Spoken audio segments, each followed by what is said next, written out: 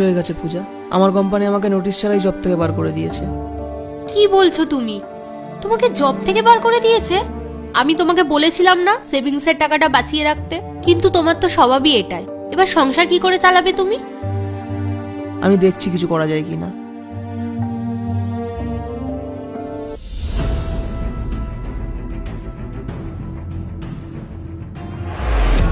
আরে রনিত, কোথায় ছিলিস তুই এতক্ষণ? কখন থেকে আমি আর বৌদি তোর জন্য অপেক্ষা করছি। এই তো একটু ওদিকটা গেছিলাম। তুই কেমন আছিস ভাই? আমি ভালো আছি, তুই কেমন আছিস বল? আমিও ভালো আছি।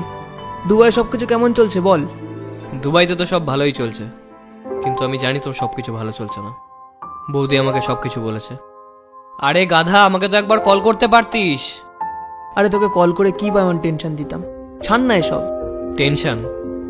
আচ্ছা তুই আমাকে একটা কথা বল, আমি যখন দুবাইয়ে যাচ্ছিলাম তখন আমার হেল্পের প্রয়োজন ছিল, তখন তুই আমার পাশে দাঁড়িয়েছিলিস তো? তখন তুই আমাকে টাকাটা দিয়ে